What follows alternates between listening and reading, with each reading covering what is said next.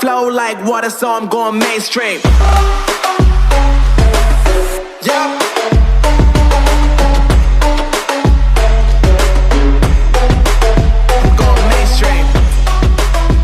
What's up, Eagles Nation, and welcome to another episode of Eagles Connect. Channel talks all Eagles all the time. You know me, I'm your host George, and you can follow me on Instagram as well as Twitter at Eagles_Connect. Also, if you support this channel and support these episodes, please subscribe. I'm seeing a lot of views, I'm not seeing a lot of subscriptions, so please subscribe, show your support, and as my thank you, you'll be entered to win a signed photo by Fletcher. So show your support, and my thank you is you'll be entered to win that autograph. So on this episode, I just want to take a step back. I want to stop focusing on 2020, and I want to get hyped up for 2021. And I want you guys to get hyped up as well. I know it's been a rough year for Eagles fans. I mean, in 2020, we ended being the worst team in the worst division of the league. Not only that, we ended the season being a mockery, throwing a game away to get that 6th pick. And I know a lot of people said we didn't. We threw that game away. So we were a mockery. On top of that, we fired our head coach, Doug Peterson, and then we hired Nick Sirianni, which was probably a nobody's candidate list for head coach. Then we started 2021 even worse. We traded our franchise quarterback, Carson Wentz, for a bag of chips. Literally for peanuts. But you know what? I'm done feeling sorry for ourselves.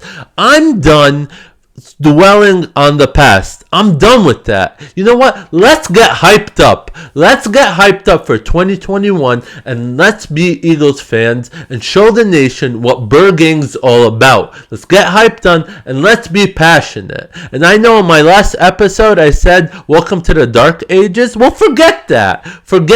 Let's get hyped up. And there's a lot of reasons why we should get hyped up for 2021. Let's go through them. The first reason is that O-line. When healthy, that offensive line is probably one of the best offensive line in the league. We're going to get Brandon Brooks back at 100%. In 2019, he was the best right guard in the league.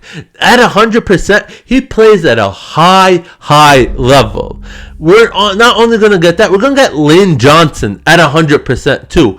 And he is one of the best right tackles in the NFL. Those two together, that has to be the best right side in the NFL. You have Brandon Brooks and Lane Johnson at 100% playing at a high level.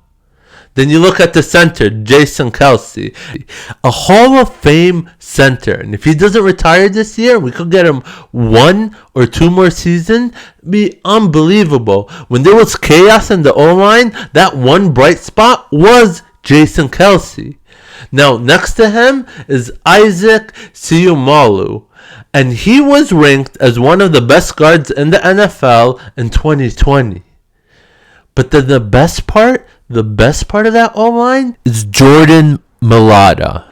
He showed me that he can be the left tackle that we've been looking for. And he can replace Jason Peters. He showed me a lot of progression, and he showed me that we have a solid left tackle. Now, during camp, if Andre Diller goes ahead and challenges Jordan Mailata and wins it out, even better. So I feel so confident with that left tackle position, whether it's Jordan Mailata and he continues to show progression and continues to solidify his purpose on the O-line, or if Andre Dillard beats him out, that means he's even better. So I am super hyped up about that O-line. If we can get a healthy O-line back, that's everything for our offense. That's everything. Now, who's playing behind that O-line? Miles Sanders. I think Miles Sanders is on his way to be an elite running back. If we can just continue to feed him the ball, he will be an elite running back. Miles Sanders reminds me of LaShawn McCoy so much. He's that cut on the dime type of running back. And if Nick Sirianni can just adjust the offense to a run-first offense featuring Miles Sanders, I think this offense behind that offensive line and with Miles Sanders, I think this offense is going to soar. Now you have Jalen Hurts that's also a mobile cornerback, and you can do so many schemes confusing the defense.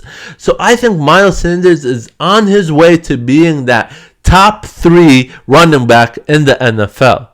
Now let's look at the wide receiver corps. And I know it's a bunch of young wide receivers, but the beauty of it is they haven't developed yet. They haven't reached their prime. Let's look at Jalen Reagor. Now, I know Jalen Reagor, right? I know it was a bust, but his first year was plagued with injuries. Top of that, let's see what kind of steps Jalen Reagor is going to take by having a full offseason, a full camp, and a healthy year, building that chemistry with Jalen Hurts. I think Jalen Reagor is going to break out in his second season. He reminds me so much of DJ Moore, with that potential being that Tyreek Hill or Deshaun Jackson at his prime kind of player. I really do. He has that potential. He has the speed to take the top off of defenses, and I think he's going to soar. Now, I don't think Jalen Reagor should be the number 1 wide receiver. I think he should be the number 2 wide receiver. And if he is paired up with the number 2 cornerback, I think he's going to be a nightmare for them. A nightmare. Then we go and we draft someone like Jamar Chase. Oh, man, forget about it. Forget about it. If Jamar Chase and Jalen Reagor, that dynamic too, it's going to be such a young 1-2 punch that it's going to grow and develop. And when they're both in their prime, oh my God, it's going to be a nightmare. And then we have Travis Fulgham and Greg Ward. And Travis Fulgham has shown me that he can be a wide receiver in the NFL. And Greg Ward has shown me he is that safety net for the quarterback. If you can't find anyone open, throw it to Greg Ward. Greg Ward has shown me as well he is kind of a solid wide receiver that will always make his catches. Drops has not been an issue for him. So if we can just kind of get that Jamar Chase type of wide receiver, whether it's in the draft or whether it's through free agency, if we could get just a young core to develop together with Jalen Hurts, oh my God, sky's the limit.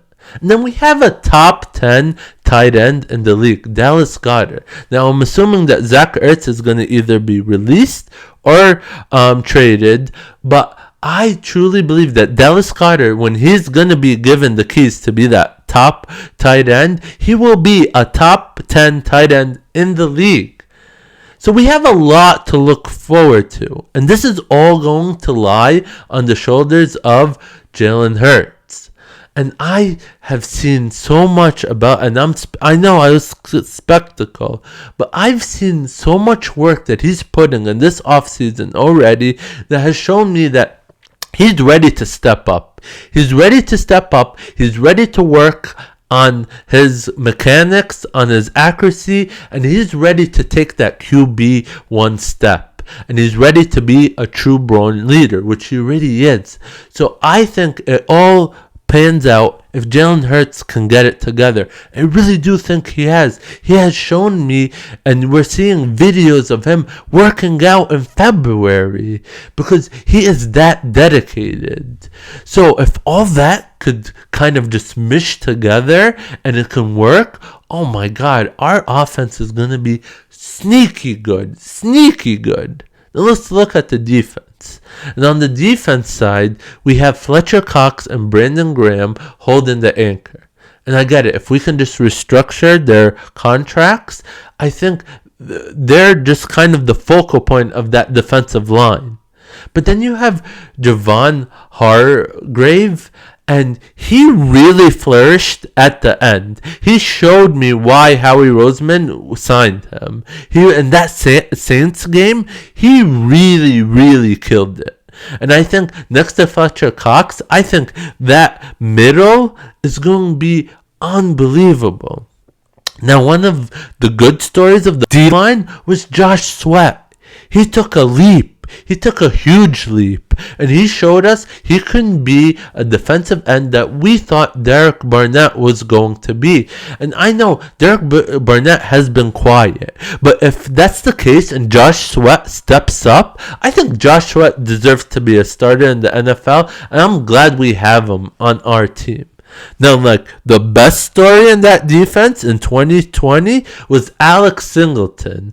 Alex Singleton came from the CFL, and he showed me he can play linebacker at an NFL level, at an NFL pro level. And Alex Singleton is going to be that kind of main point in the linebacker group, and I think we build around him. We put some veterans around him, and I think our line, whether it's free agency or even we put some veterans behind them, but even if we get some linebackers and late in the draft, I think it will help tremendously. So I think that linebacker group, I think we got something special, or at least we're building up to something special.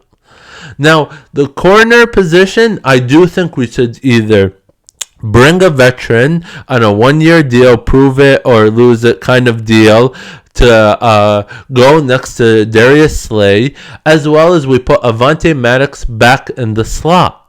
And if we can do that, and then we draft a couple of young guys as well, oh my God, we can solidify that secondary. And then we get Ronnie McLeod back in safety, maybe put a veteran next to him, or even draft.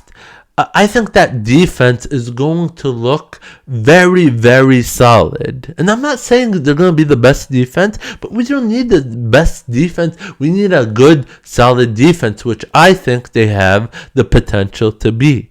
So you know what, Eagles Nation? Get hyped up. Get hyped up, because we're going to have a sneaky good team. And you know what? If all things fail, then Howie Roseman gets fired. So you know what? It's a win-win for us. So you know what? Get hyped up. Let's go, Eagles Nation. Let's go, Bird Gang. Let's be the passionate Eagles fans that we are. And with that, I'm George, signing out.